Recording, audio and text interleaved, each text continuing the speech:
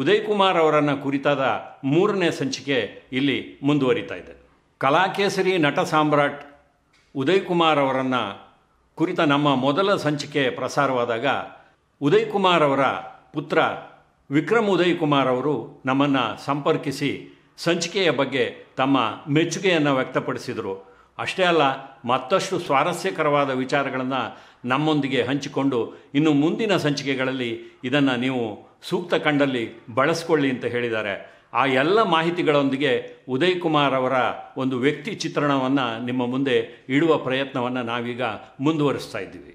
ನಮ್ಮ ಉದಯ್ ಕುಮಾರ್ ಕುರಿತಾದ ಮೊದಲನೇ ಸಂಚಿಕೆಯಲ್ಲಿ ಅವರ ಬಾಲ್ಯ, ಯೌವನ ಹಾಗೂ ಮದುವೆ, ನಂತರ ಅವರು ನಾಟಕ ರಂಗಕ್ಕೆ ಬಂದಿದ್ದು, ಚಿತ್ರರಂಗಕ್ಕೆ ಪ್ರವೇಶ ಪಡೆದಿದ್ದು ಇದೆಲ್ಲವನ್ನೂ ಹೇಳಿದ್ದೀವಿ. ಆದರೆ ಅಲ್ಲಿ ಅವರ ತಂದೆ ಶ್ರೀನಿವಾಸಯ್ಯನವರು, ಶಾನ್ಭೋಗ್ ಶ್ರೀನಿವಾಸಯ್ಯನವರ ಮನೆ ಬೊಮ್ಮಸಂದ್ರದಲ್ಲಿ ಇತ್ತು. ಆ ವಿಚಾರವೊಂದು ಆ ಸಂಚಿಕೆಯಲ್ಲಿ ಬಿಟ್ಟು ಹೋಗಿದೆ. ಅದನ್ನು ಇಲ್ಲಿ ಅಪ್ಡೇಟ್ ಮಾಡ್ತಾ ಇದ್ದೀವಿ. ಉದಯ್ ಕುಮಾರ್ ಅವರ ಸಂಚಿಕೆಯನ್ನು ನೋಡಿದ ಅನೇಕ ವೀಕ್ಷಕರು ನಾವು ಅವರ ಮನೆಯ ಪಕ್ಕದಲ್ಲಿದ್ವು, ನಾವು ಅವರ ಅಕ್ಕನ ಮನೆಯ ಹತ್ತಿರ ಇದ್ವು, ಅವರ ತಂಗಿಯ ಮನೆಯ ಹತ್ತಿರ ಇದ್ವು, ಅವರನ್ನು ಹತ್ತಿರದಿಂದ ನೋಡಿದ್ದೀವಿ ಅಂತ ತಮ್ಮ ಅನಿಸಿಕೆಗಳನ್ನು ನಮ್ಮೊಂದಿಗೆ ಹಂಚಿಕೊಂಡಿದ್ದಾರೆ. ಮೊದಲನೇ ಸಂಚಿಕೆಯಲ್ಲಿ ನಾವು ಹೇಳಿದ ಹಾಗೆ ಉದಯ್ ಕುಮಾರ್ ಕಮಲಮ್ಮ ದಂಪತಿಗಳ ಮೊದಲನೇ ಮಗ ರವಿಶಂಕರ್ ಅವರು ತುಂಬ ಚಿಕ್ಕ ವಯಸ್ಸಿನಲ್ಲೇ ಅಕಾಲ ಮರಣಕ್ಕೆ ಈಡಾಗ್ತಾರೆ. ಅದಾದ ಮೇಲೆ ಆ ದಂಪತಿಗಳಿಗೆ ಜನಿಸಿದವರು ಮಾರುತಿ ಪ್ರಸಾದ್. ಅವರೇ ನಮ್ಮ ಈಗ ತಾನೇ ನಾನು ಪ್ರಸ್ತಾಪ ಮಾಡಿದ ವಿಕ್ರಮ್ ಉದಯ್ ಕುಮಾರ್ ಅವರು. ಅವರು ಕೂಡ ಸುಮಾರು 20-22 ಚಲನಚಿತ್ರಗಳಲ್ಲಿ, ಅಸಂಖ್ಯಾತ ಕಿರುತೆರೆಯ ಸಂಚಿಕೆಗಳಲ್ಲಿ ತಮ್ಮ ಪ್ರತಿಭೆಯನ್ನು ತೋರ್ಪಡಿಸಿದಂತಹ ಒಬ್ಬ ಕಲಾವಿದರು. ಅವರ ಮಗ ಅಂದರೆ ಉದಯ್ ಕುಮಾರ್ ಅವರ ಮೊಮ್ಮಗ, ಅವರಿಗೂ ಕೂಡ ತಾತನ ಹೆಸರನ್ನೇ ಇಡಲಾಗಿದೆ ಉದಯ್ ಕುಮಾರ್ ಅಂತ. ಅವರು ಕೂಡ ಈ ಮೀಡಿಯಾದ ಒಂದು ಬಿಸ್ನೆಸ್ನಲ್ಲೇ ತಮ್ಮ ಬದುಕನ್ನು ಕಟ್ಟಿಕೊಳ್ತಾ ಇದ್ದಾರೆ. ಅವರು ಕೂಡ ನಮ್ಮೊಂದಿಗೆ ಮಾತನಾಡಿ ತಮ್ಮ ತಾತನವರ ಬಗ್ಗೆ ನಾವು ಮಾಡಿರುವಂಥ ಸಂಚಿಕೆಯನ್ನು ಮೆಚ್ಚಿಕೊಂಡಿದ್ದಾರೆ. ಉದಯ್ ಕುಮಾರ್ ಹಾಗೂ ಕಮಲಮ್ಮ ದಂಪತಿಗಳಿಗೆ ರವಿಶಂಕರ್, ವಿಕ್ರಮ್ ಅವರಲ್ಲದೆ ಶ್ಯಾಮಲತಾ ಎನ್ನುವ ಒಬ್ಬ ಪುತ್ರಿ ಕೂಡ ಇದ್ದಾರೆ. ನೋಡಿ, ನಮ್ಮ 2ನೇ ಸಂಚಿಕೆಯಲ್ಲಿ ಉದಯ್ ಕುಮಾರ್ ಅವರು ಹೇಗೆ ಕನ್ನಡ ಚಿತ್ರರಂಗದಲ್ಲಿ ಪ್ರವರ್ಧಮಾನಕ್ಕೆ ಬರತೊಡಗಿದರು, ಅದರಿಂದಾಗಿ ಅವರಿಗೆ ತಮಿಳು ಚಿತ್ರಗಳಲ್ಲಿ ಅವಕಾಶ ಸಿಕ್ಕಿದ್ದು, ಅವರು ಮದ್ರಾಸು ಸೇರಿದ ಕಥೆಯನ್ನು ನಿಮಗೆ ಹೇಳಿದ್ದೀವಿ. ಮದ್ರಾಸ್ನಲ್ಲಿ ಅವರು ಕನ್ನಡ ಹಾಗೂ ತಮಿಳು ಚಿತ್ರಗಳೆರಡರಲ್ಲೂ ಅಭಿನಯವನ್ನು ಮುಂದುವರಿಸ್ತಾರೆ. ಆ ದಿನಗಳಲ್ಲಿ ಒಂದು ಚಿತ್ರದ ನಿರ್ಮಾಪಕಿ ಒಬ್ಬರು ಸುಶೀಲಮ್ಮ ಅಂತ, ಅವರ ಪರಿಚಯ ಆಗುತ್ತೆ. ಪರಿಚಯ ಸ್ನೇಹಕ್ಕೆ ತಿರುಗುತ್ತೆ. ಅದಾದ ಮೇಲೆ ಅವರಿಬ್ಬರಲ್ಲೂ ಪ್ರೇಮಾಂಕುರವಾಗಿ ಅವರಿಬ್ಬರು ವಿವಾಹವಾಗ್ತಾರೆ. ಮದ್ರಾಸಿನಲ್ಲಿ ಸುಮಾರು 15 ವರ್ಷಗಳ ಕಾಲ ಅವರು ಸಂಸಾರ ಜೀವನವನ್ನು ನಡೆಸಿದ್ದಾರೆ.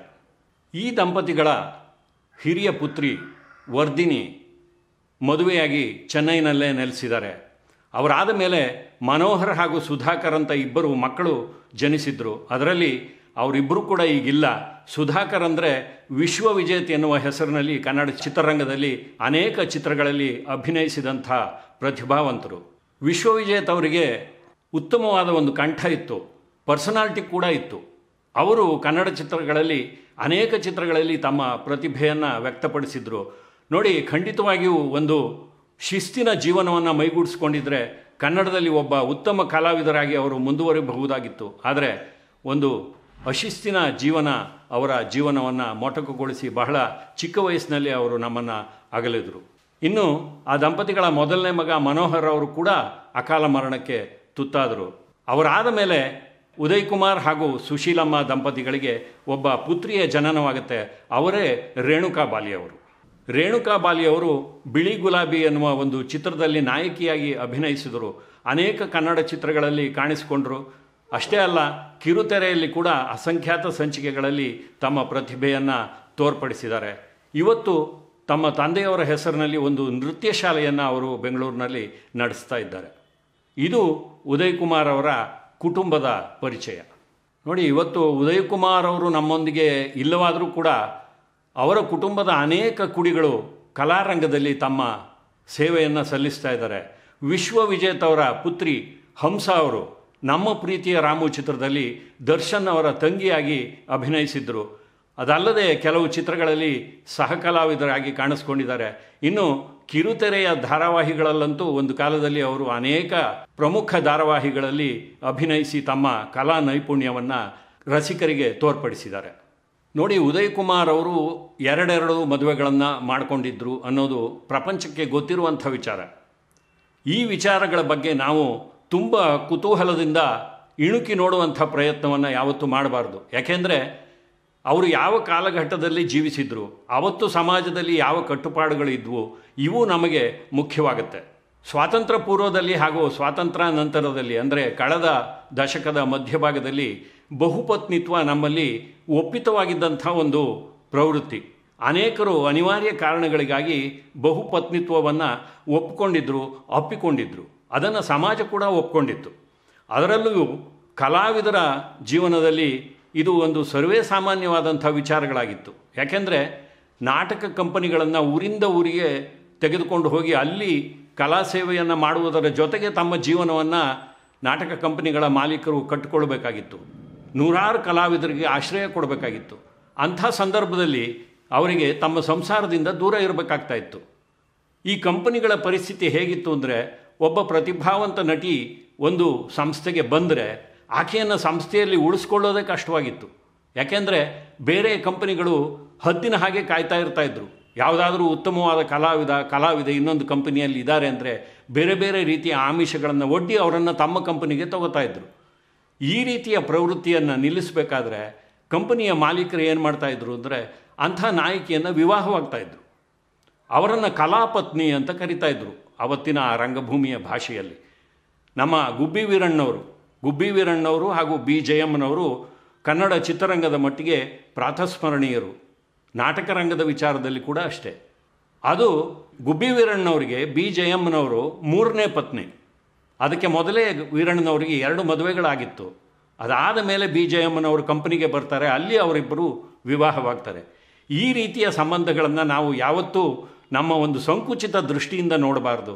ಅವತ್ತಿನ ಪರಿಸ್ಥಿತಿಗೆ ಅನುಗುಣವಾಗಿ ಅವರು ಅದನ್ನು ನಡೆಸ್ಕೊಂಡು ಹೋಗ್ತಾಯಿದ್ರು. ನೋಡಿ, ಇವತ್ತು ಕಾಲ ಬೇಕಾದಷ್ಟು ಮುಂದುವರೆದಿದೆ. ಯಾವುದೇ ಒಬ್ಬ ಸಂಗಾತಿಯ ಜೊತೆ ನಮಗೆ ಜೀವನ ಸಾಕು ಅನಿಸಿದ್ರೆ ಬಹಳ ಬೇಗ ವಿಚ್ಛೇದನವನ್ನು ಪಡೆಯುವಂಥ ಒಂದು ಅಭ್ಯಾಸ ಇವತ್ತು ನಮ್ಮಲ್ಲಿ ಬಂದುಬಿಟ್ಟಿದೆ. ಆದರೆ ಅವತ್ತಿನ ಕಾಲದಲ್ಲಿ ಒಂದು ಸಾರಿ ವಿವಾಹ ಬಂಧನಕ್ಕೆ ಒಳಗಾದರೆ ವಿಚ್ಛೇದನ ಪಡೆಯೋದು ಅಷ್ಟು ಸುಲಭ ಆಗಿರಲಿಲ್ಲ. ಹಾಗೂ ಸಮಾಜದ ದೃಷ್ಟಿಯಲ್ಲಿ ಅದೊಂದು ರೀತಿ ಸರಿ ಇರಲಿಲ್ಲ ಅಂತ. ಹಾಗಾಗಿ ಎಷ್ಟೋ ಜನ ಎರಡೆರಡು ಸಂಸಾರಗಳನ್ನು ಸಾಕ್ತಾಯಿದ್ರು. ಉದಯ್ ಕುಮಾರ್ ಅವರು ಕೂಡ 15 ವರ್ಷಗಳ ಕಾಲ ಕನ್ನಡ ಚಿತ್ರಗಳಿಗಾಗಿ ದುಡಿಯುವ ಸಲುವಾಗಿ ಮದ್ರಾಸ್ನಲ್ಲಿ ಇದ್ದಾಗ ಇಂಥದ್ದೊಂದು ವಿವಾಹ ಬಂಧನಕ್ಕೆ ಒಳಗಾಗುವಂಥ ಒಂದು ಪರಿಸ್ಥಿತಿ ನಿರ್ಮಾಣವಾಗಿತ್ತು. ಅದಷ್ಟನ್ನು ಮಾತ್ರವೇ ನಾವು ಗ್ರಹಿಸಬೇಕು.